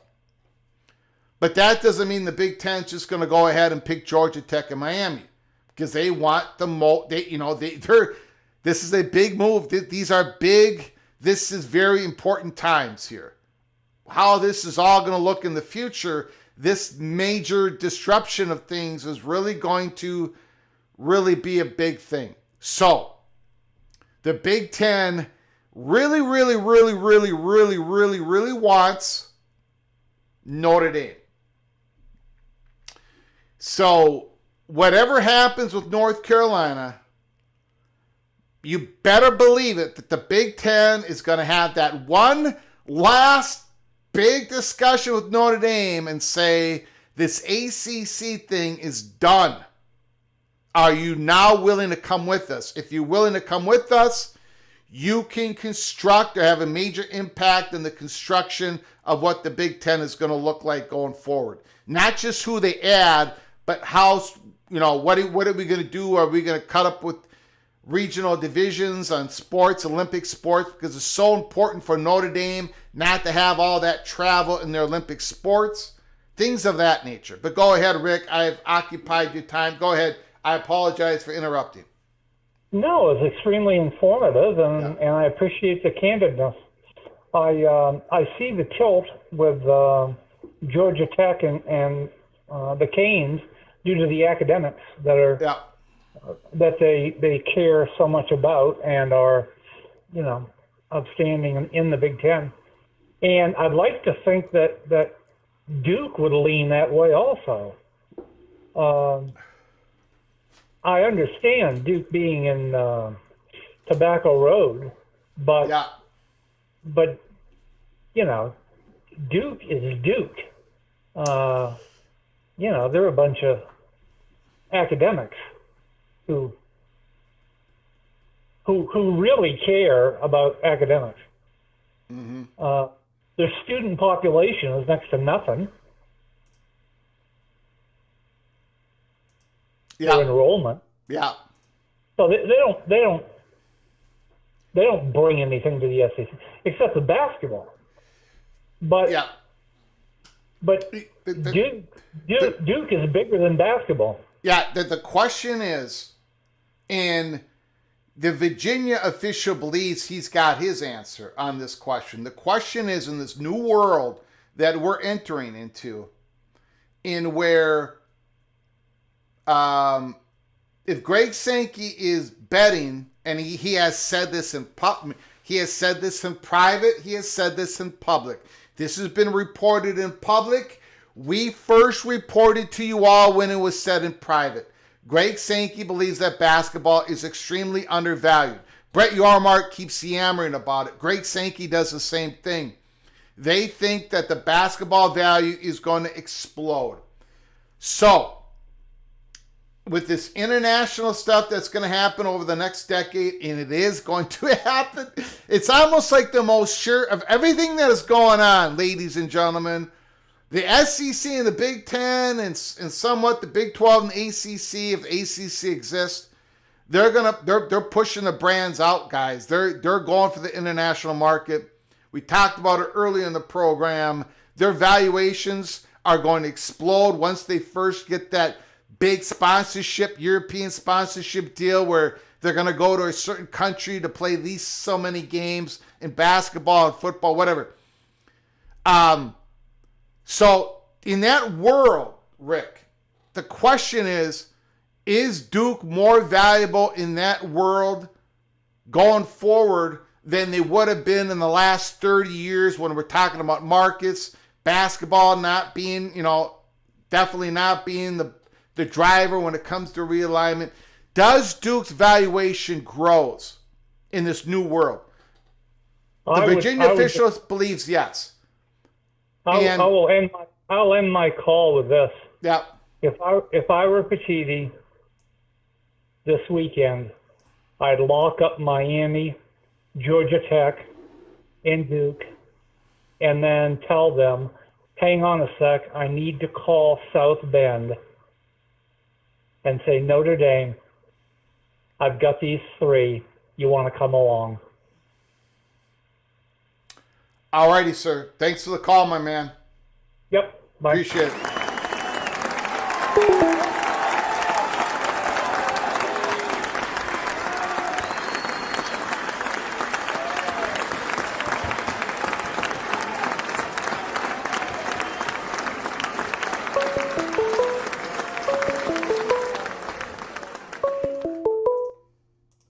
From Patron. Hey, thanks for calling, sir. I appreciate it.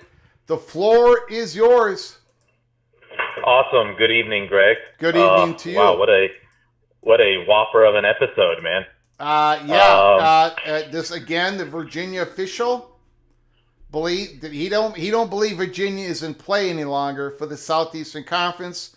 Although he does say that nothing is done, nothing is settled, but he thinks they are on the outside of the Southeastern Conference. What do you think, sir? Yeah, what a twist. So I'll say a couple of things, actually. The first thing I was going to say, because, the monologue took an unexpected twist with the emphasis on the internationalization of college football, right? And, last year you did that episode talking about the invasion of private equity and that private equity was going to be one of the great shaping forces of the future of the sport. But it certainly seems now like the internationalization may be even greater, obviously in conjunction with private equity. Yeah, I've been talking about the international stuff for the last few months, pretty aggressively. Yeah, you have. Yeah. You have, but you didn't have like the special little cartoon and the invasion thing, Yeah.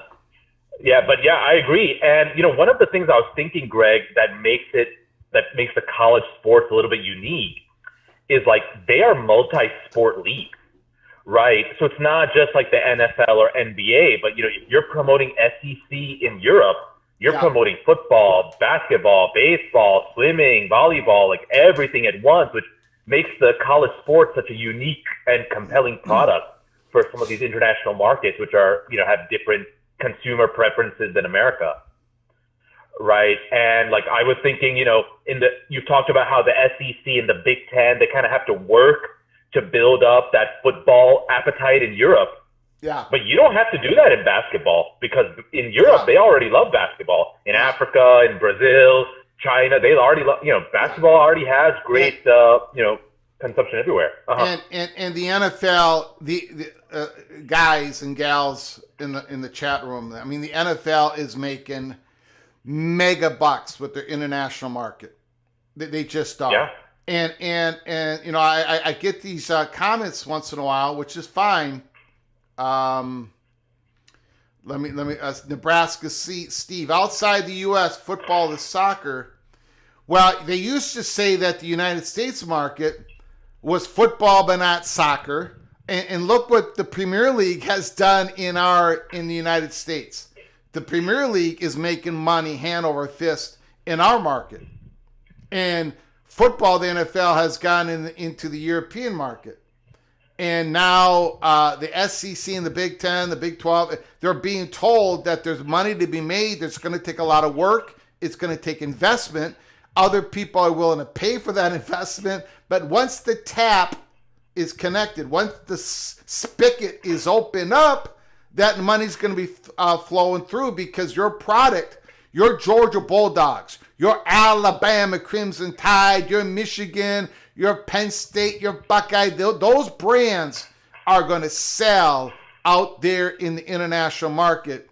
And it's untapped reservoir of resources, exposure, of branding, and that is what's going to happen over the next decade. Go ahead, Peyton. Yeah, I agree. And, I'll just give you like an example that, I was listening to some sports radio, and they kind of made mention of like, I think it was Auburn, Bruce Pearl, their basketball team had recruited some European player, like from Slovakia or Slovenia or something like that. So you can imagine that, some of these guys in Europe, maybe they want to watch that player. Next thing you know, they become Auburn fans. Next thing you know, they start watching other Auburn sports. Yeah. Right. And it's like that type of like, building the brand around like all of the different sports, even something like soccer, right? And I was even thinking like of a sort of a facetious example, like if the SEC really wanted to tap into a market, they could just tell all of their programs, hey, everybody start a cricket program, scholarship cricket, and boom, you've tapped into a 1.5 billion market in India. Okay, but did you see now timeout. I'm calling it timeout. Did you see that article about the University of North Carolina when it comes to cricket? Let me show you guys. Is that the Inside Carolina one? Or? Yeah, I'm going to pop it up on the screen right now. For those who don't believe this is all just fantasy talk, you know what? This thing is really screwing with me. Let me show you guys. This is August 1st, 2025. Today is August 2nd, right? UNC plans for International Sports Stadium, estimated to bring over $5 billion in North Carolina proposal. Okay? Now, again, this is one of those stories that never seems to hit on X or anywhere else on these college football YouTube channels, but we talk about it here because it's all important. Chapel Hill. Leaders of the University of North Carolina at Chapel Hill aspire to put the school on the global map with the development of new stadium to host cricket, rugby, and soccer games ahead of the Summer Olympic Games in Los Angeles, according to a proposal for the Carolina North campus. So, wow. Development of a new stadium, and that stadium ain't going nowhere after the Olympics in 2028. They'll be able to bring international events over to Chapel Hill. Again, it's just UNC is preparing to become what I believe to be part of the SEC, and to be part of to grow their brand, to grow their university brand. I'm going to put that article in the description so you guys can all go see it later. But go ahead, sir. The floor is yours again. Yeah, no, I agree. I mean, that's a pretty timely article. And a lot of these schools, I'm sure you've seen, and you've made mention, especially in the graduate program, they rely. Some of these departments straight up rely on international students, right, who pay the expensive tuition. I mean, and that also exists in the SEC, even some of the satellite campuses that they have. So, yeah, I think that the internationalization is like a huge tidal wave that's coming, or it's already in process. But the second thing that I want to kind of address, like with regards to the realignment stuff, is okay. You've made your base case now for the last several months of what I call the double scoop, right?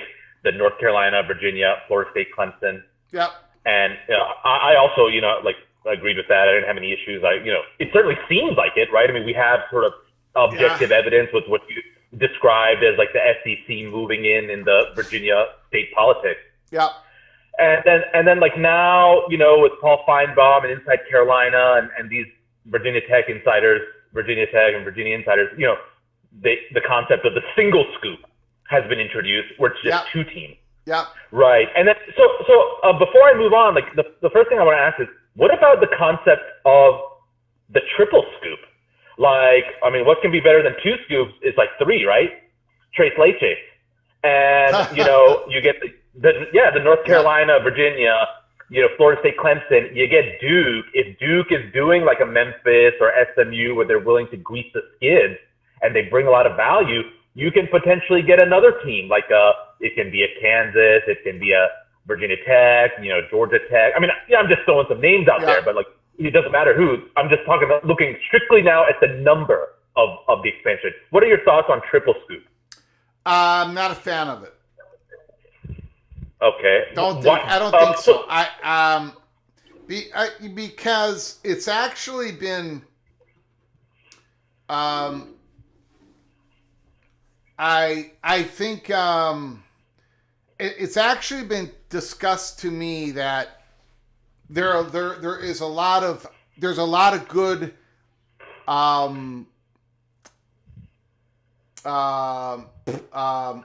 value into having 20 programs in your conference.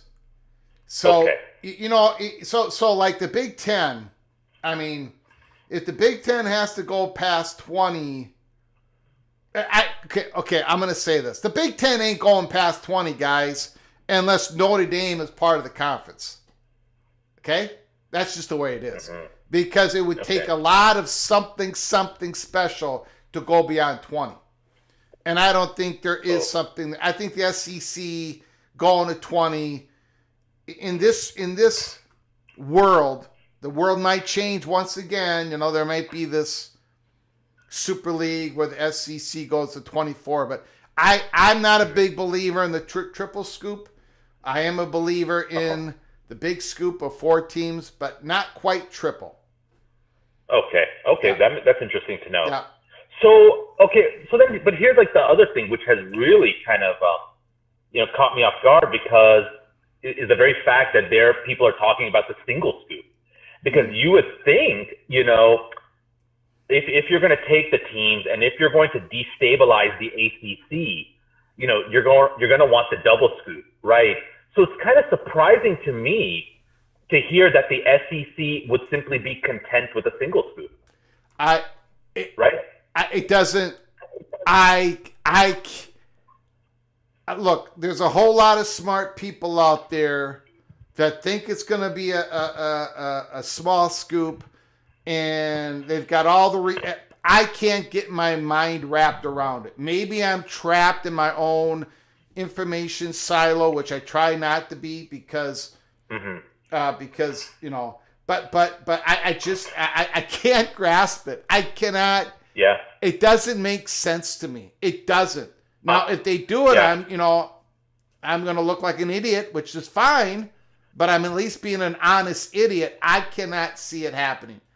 But a lot of smart people think it's going to happen. So, I don't know. Well, I also agree with you, Greg. I mean, like the double scoop seems more plausible, but the one thing that you reported now is that the people who are actually closer to Greg Sankey, they actually seem to espouse the single scoop. Yeah. So it makes me wonder, is there something that you and me and everybody else is missing? Because obviously these people are very smart. They think way ahead, right? Like the SEC, I mean, if they're infiltrating Virginia state politics, if they're doing focus group testing in Europe, I mean, they are well ahead of perhaps what we understand. So there must be some kind of like missing piece or key critical information here that maybe you and I and everybody else who believes in double scoop, maybe we're missing. Do you have any thoughts on what that might be? Well, it's only a question that I ask myself about 30 times a day. Yeah. So it's like, and that is why, look, my curiosity, I always say I'm a moron. I'm the dumbest guy in the world to run a college football YouTube channel, but my curiosity is always at 100% maximum. I joke with the people that I talk with. I've got a grating personality. I'm always poking and prodding. If something doesn't seem right, if I don't have an answer, I want the door open.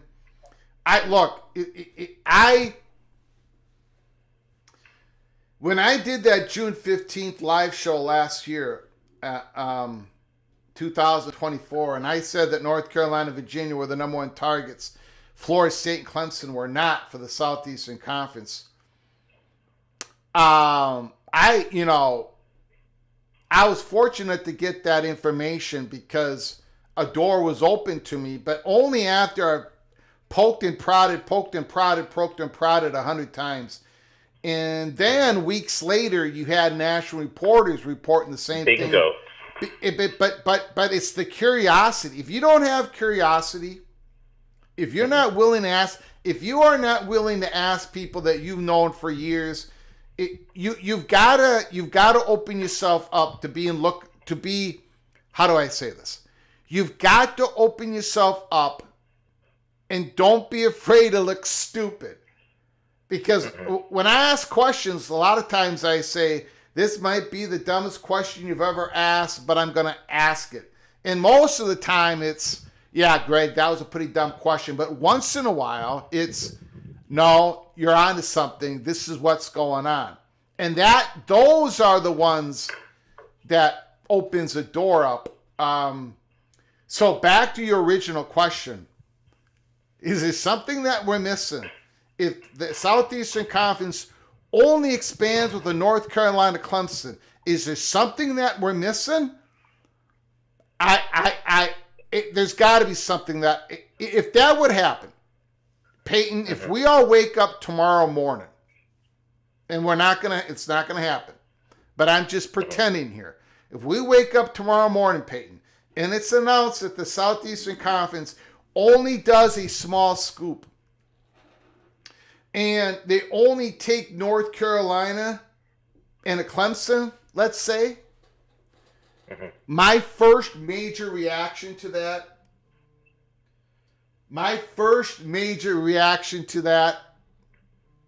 boy, if you guys only knew who was calling here.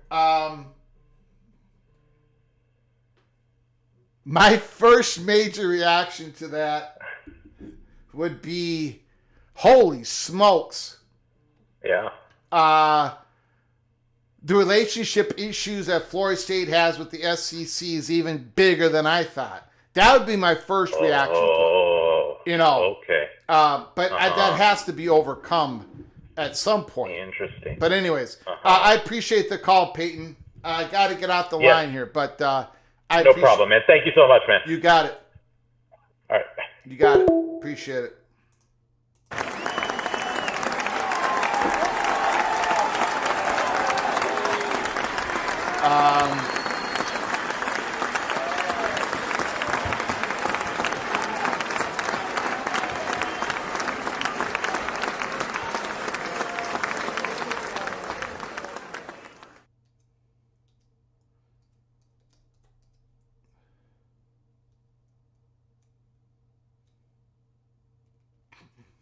Okay.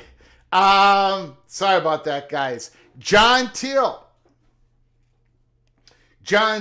side note, I told everyone, get Bayern Leftwich. From Joe. Hey, Joe, can you wait a moment here? I got behind here. Can you hold on a second? Sure thing. I appreciate it, Joe. John Teal, side note, I told everyone get Byron Leftwich while they could. Now he's with Dion, and watch people try to act like they knew it all along. John Teal, thank you so much for your super chat. All your support you have given us over the last couple of years to help us keep the lights on. Yeah, I did see photos, pictures of Leftwich being there alongside the coaching. I don't think he was alongside Dion, but another coach there at Colorado. I'm going to ask you, John Teal, you can go ahead and answer it in the chat room. Do you think Byron Leftwich is going to get a head coaching job at some point in the Power 4 college football? Thank you, John Teal, for the super chat. I do appreciate it so very much. Big Gun Shop, realignment content. Thank you for your support once again, Big Gun Shop. $2 holler. Thank you so very much. Heartbreak 25. Patini Scoop. Florida State, Miami, Virginia, Notre Dame, and re-sign ESPN. Re-sign ESPN and add a streamer in 2030 as media partners. Holy smokes. Heartbreak 25 is breaking the internet with that. Re-sign with ESPN. I have a hard time imagining that's going to happen. But you know what? That could have happened in this last media contract. It could have, but ESPN was not willing to pay what CBS and NBC paid. Thank you, Heartbreak 25. I appreciate the super chat. Thank you so very much. Joe, go ahead. Thank you for your patience. The floor is yours. Second-time caller, one of your original people all the way back to Twitter, as I mentioned last time. I got two things for you, and then I'll let you go crazy on them. I am a native Virginian, have lived here, back here again for over 25 years now. And I can tell you, I think you're onto something. Without North Carolina, Virginia's going to have some troubles. And having lived all over the country and seen SEC and Big Ten football, they just do not have the type of following that some of those other schools do. And I'm not saying they don't have a following. I've had a blast, going to the Virginia Tech games and the intro. I mean, it's amazing. Been to UVA, but they're just not as big as the tailgates and the followings. Most of these people are Redskins fans out here. Well, sorry, we don't say that anymore. Commanders fans. They're pro fans. And I just don't see the following that's going to be big enough to bring. I think if Virginia had the Virginia Tech football pedigree, it would be better for them. But having the Virginia Tech pedigree in football and the UVA basketball, it would need to be a little bit more connected. I don't see both of those schools coming, and I don't see Virginia Tech going to the Big Ten at all. Second part I have to talk to you about, and please apologize if you guys have already mentioned this. I catch about 75% of the shows when I can. You're wanting to go to 18 or 20 teams in the playoffs, and I have an idea. What if you do automatic qualifying for Big Ten and SEC of 4 each, and then the ACC is about ready to get rated? We all know that they are not going to be the same where they have the top, all the top's going to be gone. So you give them 2 automatic qualifiers where the 2 teams that play in the championship get in. You do the same thing for the Big 12, and the big but is, you have the number 3 team of the Big 12 play the number 4 team of the ACC and vice versa, so that you know who gets the home game, and the winner of those games get an automatic qualifier. So technically, If you win both those games, you could still get 4 teams in, and that also leaves, you're only at 12, 4 more teams for everyone to vote on. You have your, non-power 2, power 4 team get in, and then you've got 3 other at-larges. So technically, the Big 12 and the ACC could still get 5 teams in at that point. I don't know if anyone's brought that up, but that crossed my mind a few times. I appreciate it. Please send that to Rosemont, Illinois, and try to get it into Tony Patini's hand. More options, more ideas that he gets, the better off we're going to be, because I truly believe, and I've said this for, I don't know, maybe for the last 2 months, Tony Patini's model is dead. DOA, dead on arrival. It's not going to work. It's not going to work. You can go ahead and use that as a tent pole, Tony Patini, to negotiate. Use that as a tent pole. A negotiation. This is where my back is up against the wall and I'm not going to move and I'm not going to move. And then suddenly move, suddenly give in, make the playoffs bigger, give more, give another automatic qualifier to the ace. I don't think the problem, Joe, is how do I say this?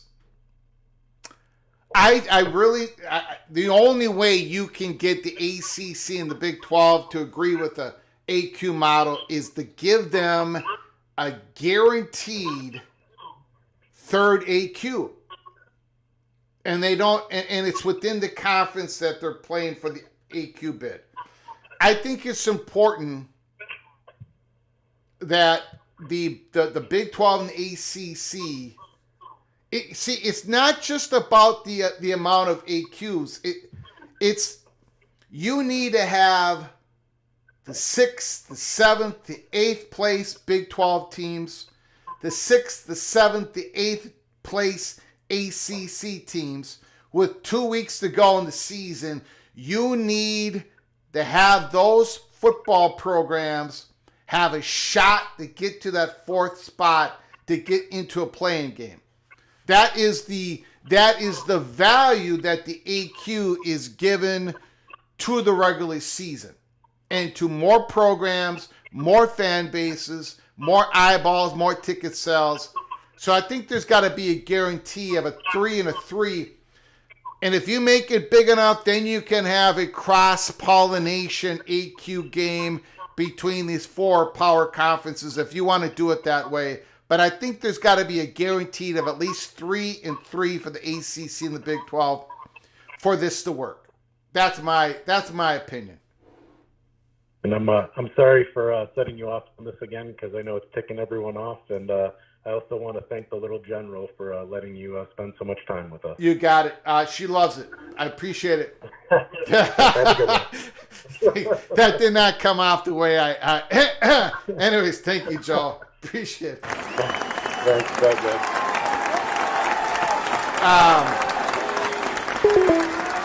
That did not.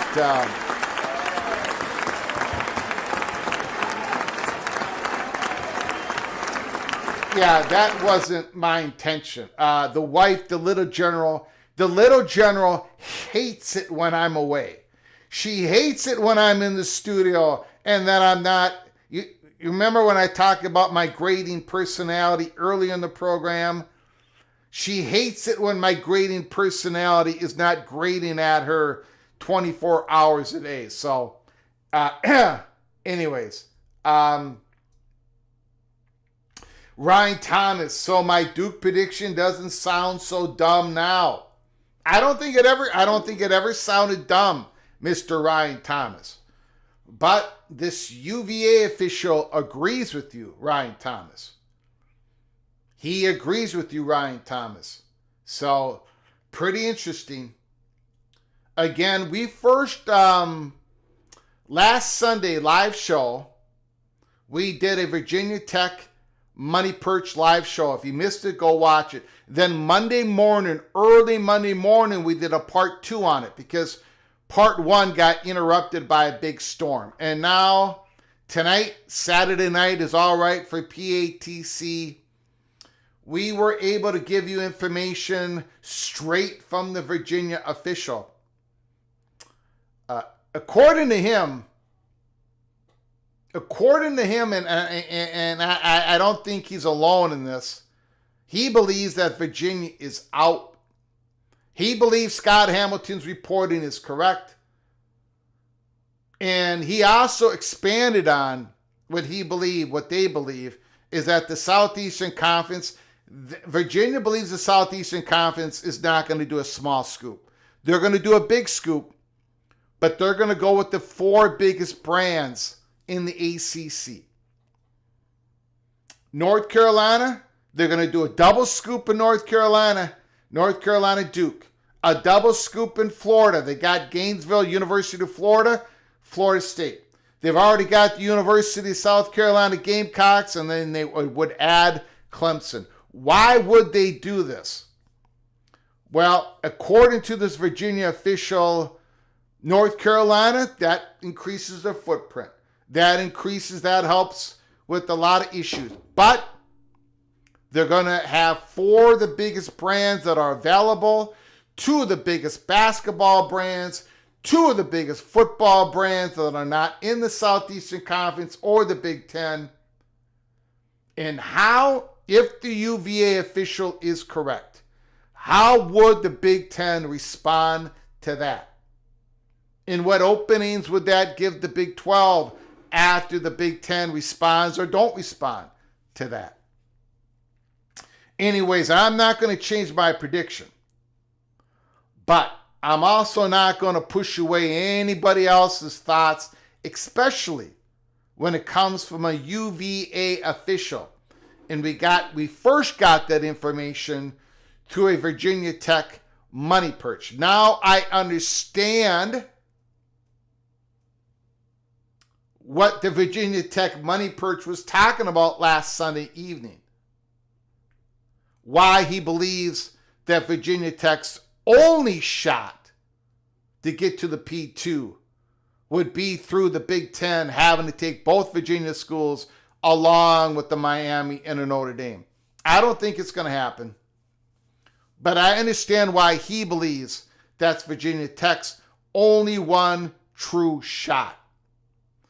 My question is, if the UVA official is correct, and if it is a North Carolina, Duke, Florida State, and Clemson to the Southeastern Conference, what would the Big Ten do? Would it be a Virginia, Miami? Would it be a Virginia, Miami, Georgia Tech? Would it be a Virginia, Miami, Georgia Tech, Notre Dame? Would it be a Notre Dame, Miami, Virginia, Virginia Tech, Georgia? Who knows, right?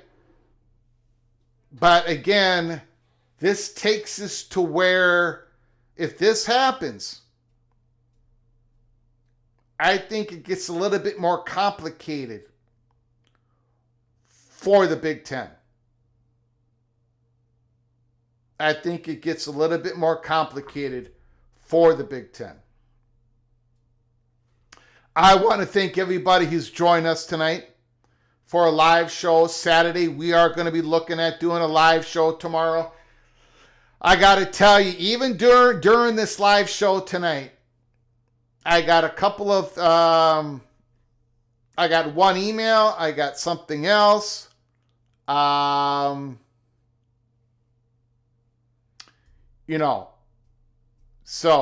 I got my work cut out for me. So Sunday, again, we're going to be continuing our Spotlight show. Today we did the Kansas Jayhawks. We're almost done with all the teams in the Power Four conferences.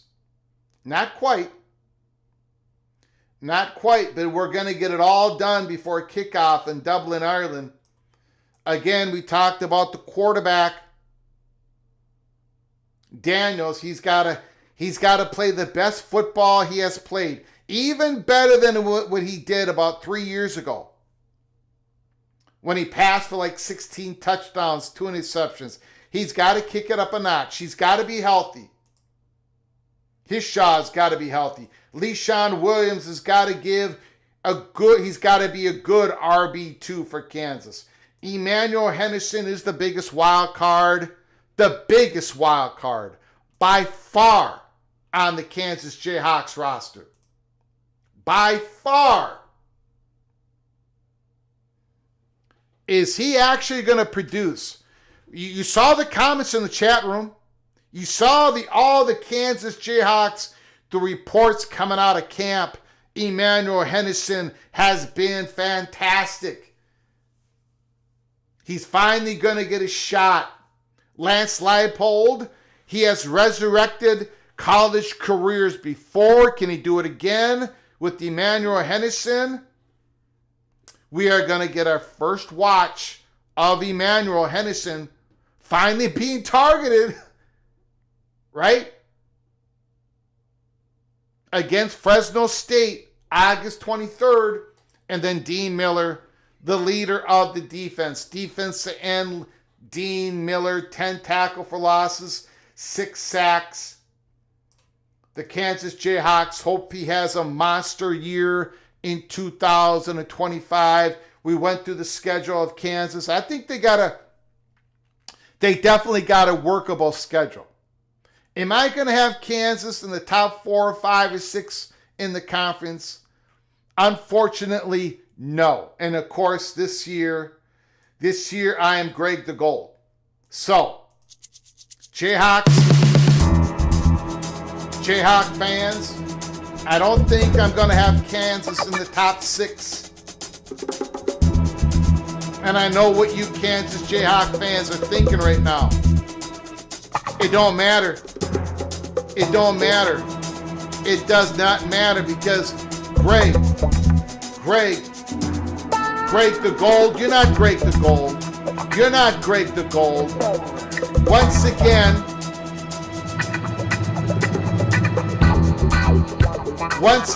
you're not going to be Greg the Gold.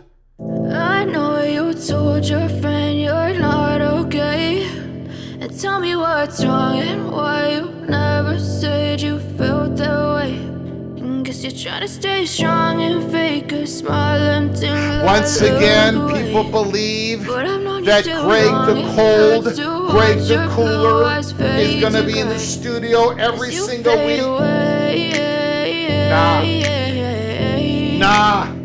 As you fade away, Greg the Cooler is gonna fade away, baby. Yeah, I'm about to fade away. Cause every time I wake up I feel like it's Monday. Something's going wrong with all the chemicals up in my brain. All of a sudden I don't look at anything the same way. Gotta build up of my thoughts sitting in an ashtray. I'm sorry that I'm so inconvenient, okay. Just let me be me and I'll stay out of your way. I can see the way you look at me, I'm such a disgrace. I never really asked to be brought into this place. You wanna love me? Well then baby have a taste. All the highs and the lows, no you'll never be the same. I don't really wanna hurt you but I can't control the pain. If you're sticking by my side, maybe we could be okay. Alright, MBM, the Oklahoma State Cowboy, Heine Haas. Heine is going to be the leader of the Oklahoma State Cowboys. Is he going to lead Mike Gundy and the Stillwater, the great fans of the Oklahoma State Cowboys, back to the promised land, battling for a Big 12 championship game? MBM, great show, Greg. Thank you for the huge super chat, MBM. I do appreciate it. I appreciate you coming on in the chat room. No, Don Scruggs. This is what I'm doing. Don Scruggs says Greg plays the song just to test our loyalty. No. What I'm showing you is there is this great gap between Greg the Gold and Greg the Cooler. Not just in spiritual matters, not just in brilliance, not just in being able to pick the games correctly against the spread, but even in the arts, even in music. We are going away from Greg the Cooler, Greg the Cold. We're going away from that. That's been the last 3 years. It's all about Greg the Gold. And it starts, guys and gals, we're going to be making our picks against the spread here in a couple weeks. You guys been as bad as I've been. Think about that. As brutal as I've been, you've been matching me week by week against the spread. Your winning percentage is in the dumpster just like mine. But this is a brand new year. So we are going to be making our predictions on the Fresno State-Kansas game. 13.5 points. Kansas is favored by 13.5 points. And then the Iowa State-Kansas State game. So you guys got a lot to think about here. I'm telling you, it's just not me. It's just not me. You guys got to think. I don't have that game listed here. Shoot. I don't have this game listed. I'm going to have to get that up on my... Okay.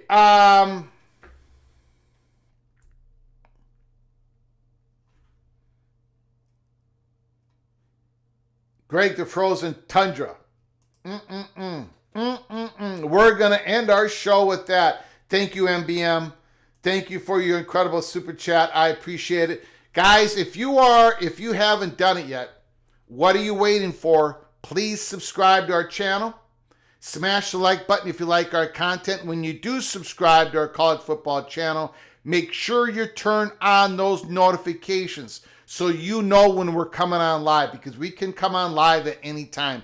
We might be coming on live tomorrow morning with breaking news. Breakfast, PATC Sunday breakfast. So you got to keep your head on a swivel. You got to subscribe and turn on those notifications. Until next time, from all of us at College Football's Peek Around the Corner, PATC, to all of you, please, you all take great care of each other. Thank you so very much.